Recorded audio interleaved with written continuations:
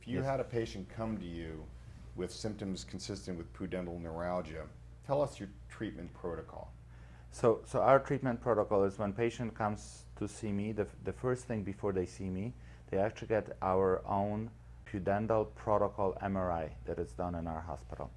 The same day after the MRI, patient sees my physical therapist, who does a very thorough assessment of patient's pelvic floor muscles and the nerve. I actually see the patient the following day. By then, I have the results of the MRI and the assessment by physical therapist. If she has discovered that patient has significant pelvic floor muscle spasm, we schedule this patient for Botox injection. I also give patients vaginal suppositories with Valium and baclofen, which in my practice seem to work best for relieving pelvic floor muscle spasm. Now, when the patient gets Botox, in the ideal situation, if there's no travel issues, arrangements, we want to wait about 2 weeks for the Botox to really start working. If the patient has a relief of pain after Botox, then we do not It's do pelvic anything floor. else. It's pelvic floor Muscle spasm as opposed to the pudendal neuralgia. Exactly.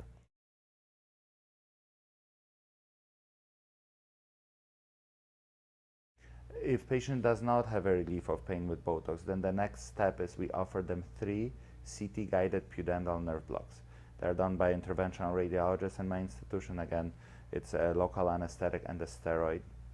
And the goal is to diagnose pudendal neuralgia, and also the goal is to deliver steroid to help with pain. What degree of pain relief would you say is a positive response? In other words, this patient is highly likely to have pudendal neuralgia. You mean after the block? So the degree of response that really the patient is satisfied with, meaning if we do the pudendal nerve block and the patient says, it's actually not the degree but the time. So if patient only has a relief of pain of few hours or few days or maybe a week or 2, then that's not good enough. But I do have patients where we have done CT-guided pudendal nerve block and they had 4, 5, 6 months of pain relief. And in those patients, I would not offer them surgery. I would just say, well, come here twice a year and get your pudendal nerve block. So if you do this block and a patient has 80% pain relief where they're able to bend, sit, but the pain comes back in like 8 to 10 days, would you say that's a negative response or a positive response? Well, it's a positive response for the block part. For the diagnostic part, it is a positive response. It's Not negative, not a treatment.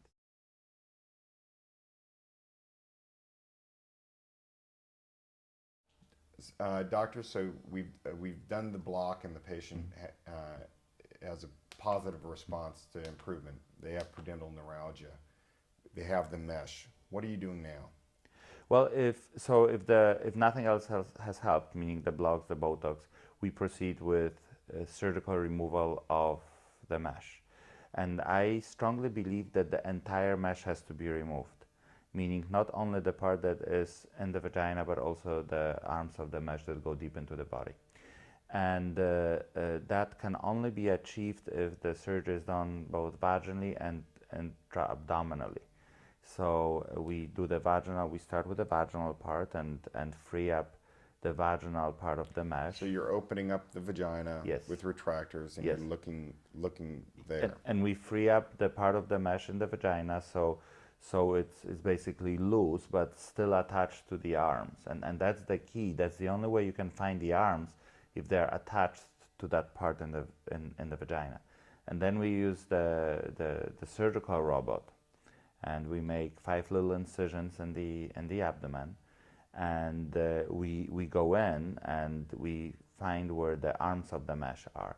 So the way it really works, that there is one of my assistants is basically sitting between patient's legs and kind of pulling on the vaginal part of the mesh, and this way we can see where the arms are, and we follow those arms till the end. So your assistant's tugging on the mesh, and then you see something in the pelvis that is moving, and there you go. There's the mesh. That's exactly what we do. Tell us about the patient who has pudendal neuralgia, but they've already had part of the mesh removed and the arms remain. Tell us how difficult that situation is? That situation is much more difficult because there's nothing to tag on. So we have to go in and we have to find those arms. And so what we do in those cases is, number one, what is really the key is to study the operative report of placing the mesh and what was removed, to give us the idea how much of the mesh is left behind. And hopefully the operative report is accurate enough to have that estimate. Then based on the knowledge where those arms should be, because by doing a lot of mesh removals, I know where to expect where those arms should be, we try to find it in that area. I mean, there are some patients where you just can't find it, but in most of patients, we still find the ends of the mesh. How long would this removal of the mesh process take if you saw a patient who hadn't been operated on compared to a patient that you're trying to fish around and try finding the mesh? Well, those procedures are just long. I mean, every one of those procedures takes more than 6 hours, up to sometimes 10 hours. Again, I'm very precise, and I really make sure that the entire mesh is removed. Not only this, but that's the patient who has had part of the mesh removed. They take 6 to 8 hours? yeah. And what about a patient who comes to you that has not had the mesh removed at any part? How long would that take? Maybe an hour or two less, but it is still a long procedure, because what we do in addition to the mesh removal, if patient had mesh placed for incontinence, what I do is, after the mesh is removed, we actually do a procedure that's called a Birch procedure, which is an old type of anti-incontinence surgery that was almost abandoned with when the meshes came on the market. But once we remove the mesh for incontinence, I want to do this additional procedure to prevent the patient from having urinary leakage. And that additional Birch procedure takes probably at least an hour or an hour and a half to do.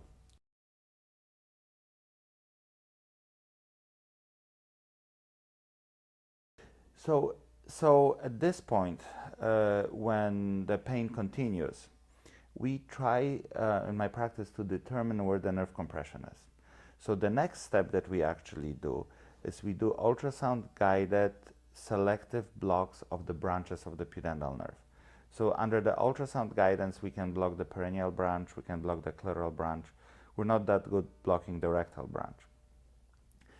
So if, based on those selective blocks, which of the blocks gives patients a pain relief, we then proceed with surgical decompression. So yes, so we do selective terminal branch block of the pudendal nerve to determine where do we need to do the surgery to decompress the nerve. Because there's not one single incision that works on the entire length of the pudendal nerve.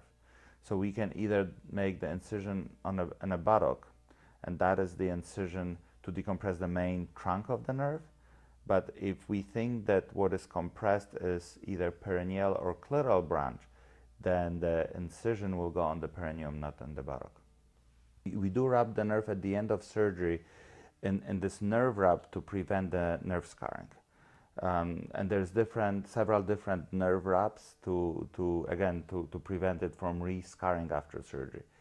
The new thing that we may start using, I don't know that yet, but we're working on it, is we may start using the amniotic membrane. There's actually a company that provides a medical grade amniotic membrane that has been harvested after delivery of the baby, which contains stem cells, which are known to regenerate the tissue. We also use activated platelet plasma. So our blood platelets are known to contain growth factors, and it is thought that those growth factors promote growth of Schwann cells, which are the nerve cells which produce myelin, which is again that outside coating of the nerve. So we have been using the activated platelets to again speed up or promote nerve healing. There's no downside in terms of these technologies. They're safe and they've been used in the past. Is that yes, right? Of course.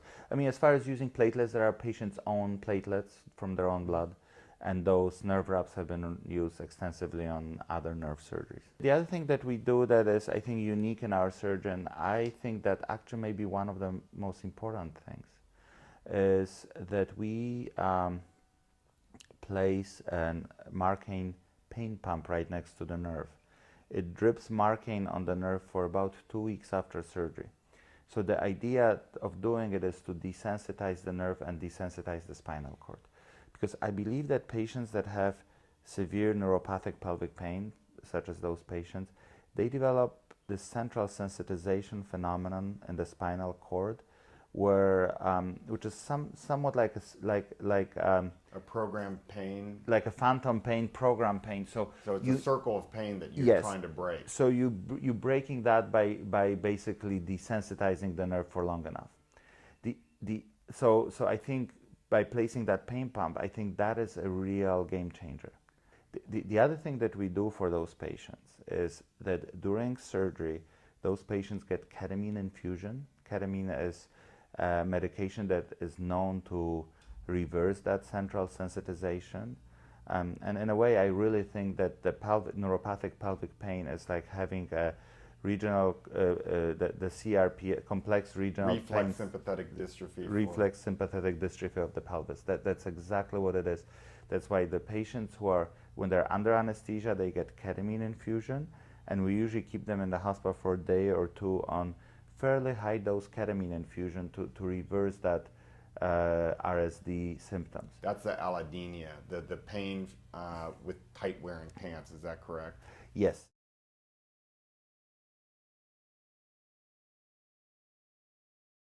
And then what we do, if everything else fails, let's say we've done the surgery, we've done mesh, we've done nerve decompression, and patients are still in pain, then we actually admit them to the hospital for a week, and we give them a high dose of ketamine infusion, and that seems to be working. I mean, it has to be done after. You can't just give patients ketamine infusion without removing mesh, without fixing the nerve, because that's what actually started the pain. So you need to fix the offending factor, and ketamine is there to reverse that activation of the spinal cord. But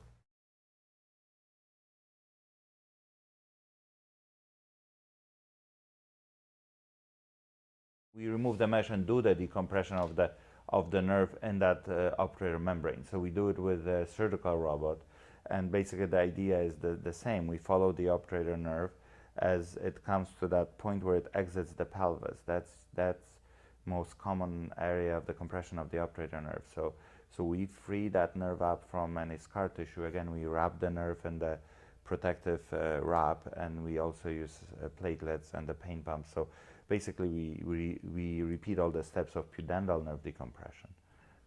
If they still have neuralgia pain after you fully remove the mesh, is there something you could offer those patients? Well, usually those are the patients I would offer ketamine infusion, again, to reverse that central sensitization